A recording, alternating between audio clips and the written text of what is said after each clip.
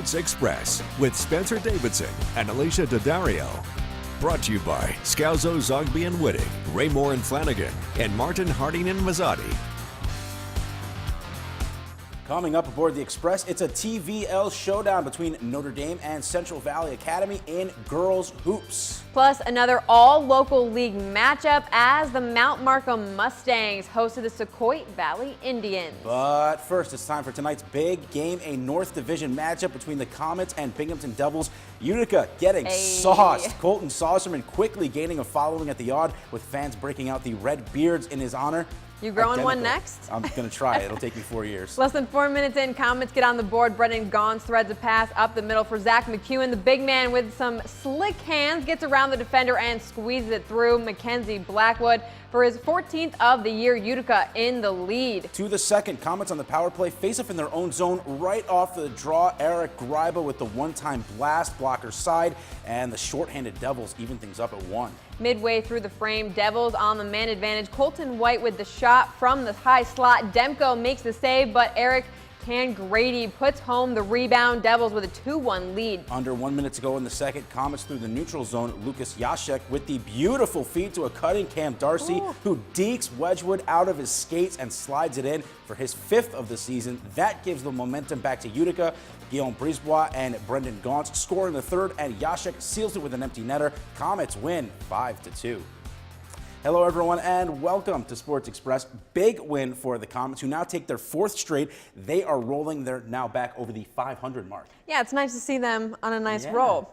And they weren't the only game in town, though. Switching to the court, plenty of high school hoops going on.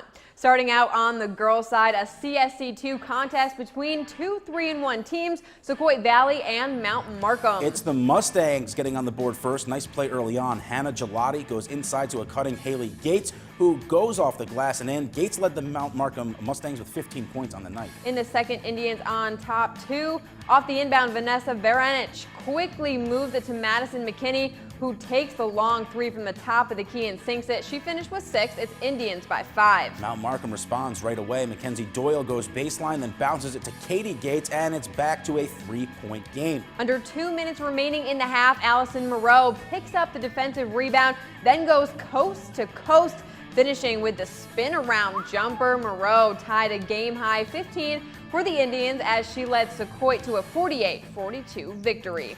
Over in Ilion, it's Central Valley Academy against Notre Dame in a TVL Pioneer showdown. The Thunder are looking to remain undefeated while the Jugglers hope to climb back towards 500. We'll jump ahead to the second half. This one pretty evenly matched. Emma Searing with the offensive board, drives, count it, and a foul. Notre Dame leads 28-23. Later in the third, Searing knocking down the mid-range jumper just as time expires in the third, and the Jugglers hanging on to a 6-point lead. But the Thunder come storming back, tied at 41. Savannah Moore rattles it home from the wing, and just like that, CVA on top by 3. 44-43 home team with 20 seconds left on the clock. Moore leaps in front of the pass for the steal, and she finishes with the layup. Now Notre Dame would hit a 3-pointer at the buzzer, but it's not enough. CVA edges the Jugglers 47-46. What a game. It's a fun one. Teams, these two teams facing off on the boys' side too in a non-league matchup. Both squads looking to avoid their second loss of the season. Notre Dame led by 8 at the half and came out of the locker room strong. Patrick Espinoza blows by his man all the way to the rack, gets the floater to go. 52-39 Jugglers. Then defense leading to offense. Jalen Warmack with the steal, splits a pair of defenders, finishing with the layup. Great poise there by the senior, avoiding the charge too. Fourth quarter, Thunder trying to stick around. Connor Trevor gets the inbound pass and turns on the Jets, going all the way. Stutterstep banks it home for 2. A few minutes later, Trajan Garrett hits a 3. Warmack picks off the pass, finds Garrett below the rim. Easy money. Behind Warmack's 25 points, Notre Dame tops Central Valley Academy 75-59. In Whitesboro, the Big Blue Wrecking Crew trying to defend home court against Camden, while the Blue Devils still looking for that first win of the season. Just after the opening tip, Tommy Morial jumps in front of the pass, then throws down the one-handed jam to put the Warriors on the board. I'm impressed. Later in the first quarter, great ball movement by the Borough. The Rock makes its way to Joe Panuccio from the top of the key. He gets the friendly bounce, and that would cap off a 28-4 run to start the contest. Wow, Camden struggled getting the ball through the Whitesboro full court press, but with 5 seconds on the clock, there's Richie Paul sinking it from downtown at 28-7. Second frame, the Warriors picking up right where they left off. Lucas Pasquarelli drains back-to-back threes. Whitesboro runs away with this one, 79-31. The Warriors improve to 4-1 on the season. Very nice. That'll do it for the first period here on Sports Express. Plenty more coming up. Yeah, after the break, we will introduce you to our latest athlete of the week. He's got speed, court vision, leadership, and the right mentality to lead his team back to sectionals. But first, let's check out other scores from around the area in our Sports Express Scoremaster.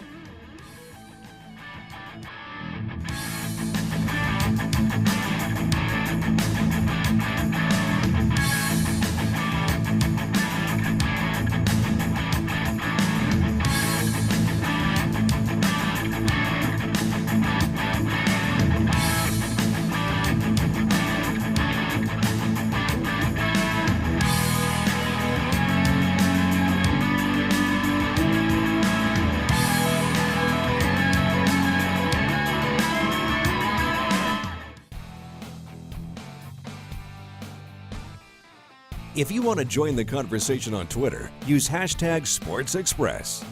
In Mazzotti.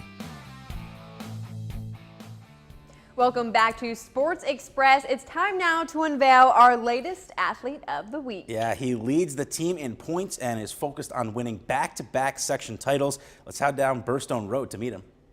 Jalen Warmack of the Notre Dame boys basketball team is making the most of his senior season in a Jugglers uniform. Warmack dropped a career-high 39 points on Tuesday in a 92-76 victory over Rome Free Academy, and he's averaging about 28 points per game. His speed, ability to get to the hoop, his vision, and unselfishness all make him a force to be reckoned with. And his passion for the sport goes beyond the hardwood. The thing I love about it is just like, this is just a group of us, like 12 of us, and it just like, you just like become like a family basically. So like, when you just step on the court, you just want to play for each other and just like, just have that bond and it's just a great experience. So just coming out and just being a leader. I could just control the floor really well, play defense too. I could get to the basket really well, shoot the mid-range shot, and I just play with 110% every time I got on the court. You know, I've been coaching him since he was in 8th grade. He came over here, I was a JV coach, and then, you know, last 4 years on varsity, and, you know, he's been a 4-year starter for us. You know, and it's been a great process to, you know, just watch him grow up. You know, from 8th grade on up, you know, you start to see every year he becomes a little more confident, a little bit more skilled. You know, and we've had a lot of conversations over the years just about life and how to get what you want from perspective of meeting your goals and all the life lessons that basketball has to teach. So, you know, it's one of those moments as a coach where you don't see it too often, a 4-year, 5-year player you've coached, and to see them start to mature and get ready to go out into the world. So, you know, we'll definitely miss him next year when he graduates. So, but it's been great. It's been a great experience. If you know of a high school athlete who deserves to be Athlete of the Week, there is our contact info. Do what you got to do to get in touch with us. Everyone join the party. Coaches, athletic directors, parents, teammates, cousins. Just send stuff. Half cousins. That's right. Just send us who you want to be nominated and why. Give us some stats and a story. We'll give you a shot. All featured athletes will receive a plaque courtesy of CNY Awards and Apparel. That's it for period number 2 on the Express. We'll have coverage of yet another sport coming up. That's right. After the break, we head to the turf where Utica City FC is off to a fast start in their inaugural season. We'll hear what they say is contributing to their early success.